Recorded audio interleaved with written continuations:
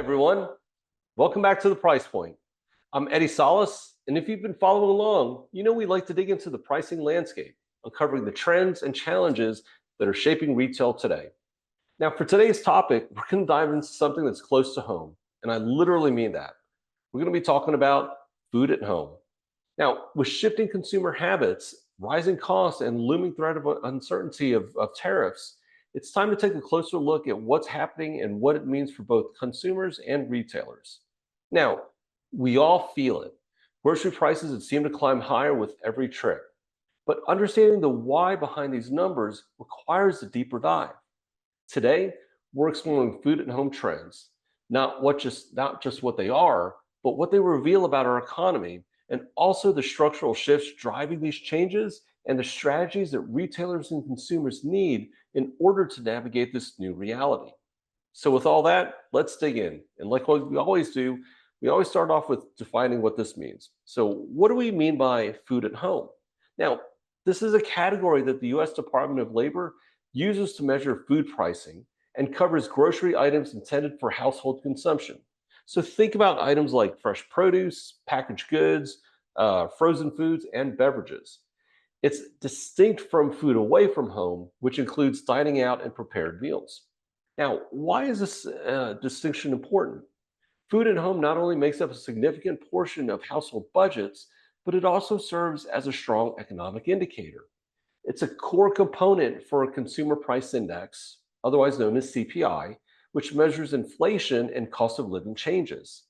This makes it a critical lens through which we can assess economic health and consumer behavior. Now, what we could do is we could do a lot of different type of analytics associated with it. And one of my favorite things to do is actually to apply a fixed base index to these numbers. Now, for those of you that aren't familiar with fixed base indices, this means that you're going to hold something constant. And in this instance, we're going to hold time constant to anchor to and build metrics around it. In this particular example, we're going to hold 2014 prices constant, and we're going to see what happens over time. This method allows us to track price changes in real terms, stripping away the noise of nominal fluctuations to show the true evolution of costs over time. When we analyze the data in this way, a clear story emerges. Between 2014 to 2020, food at home prices followed a very predictable path and pattern, rising modestly in responses to factors like wage growth and incremental supply chain adjustments. However, all that changed in 2022 when we saw a dramatic departure from that trend. And this spike isn't random. It reflects a convergence of global disruptions, supply chain bottlenecks, labor shortages, and sharp increases in agricultural input costs post the COVID timeframe. Now, these factors didn't just create a temporary shock. They reset the entire baseline for the economy and for this entire category called food at home. By mid 2024, these prices really kind of flatlined, and this flatline represents a fundamental shift. What we're seeing is an establishment of a new equilibrium, one driven by higher structural costs in production, transportation, and distribution. In other words, we're the new norm now. Another layer to consider is also regional variability, though. For example, there may be areas where higher transportation costs or supply chain inefficiencies are seeing sharper increases than urban centers with consolidated distribution hubs. This adds complexity for both consumers and retailers operating in diverse markets. So, how do we prepare for this new reality, this new level set? For consumers, it's all about smarter spending. Private labels are becoming a go to option, offering comparable quality at lower price points.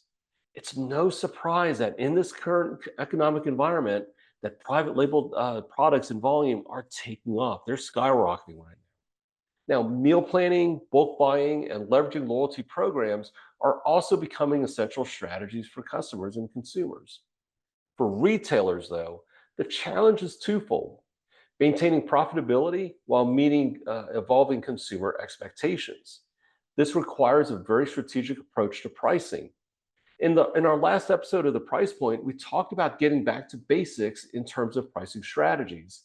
And that, is so incredibly true during economic uncertainties.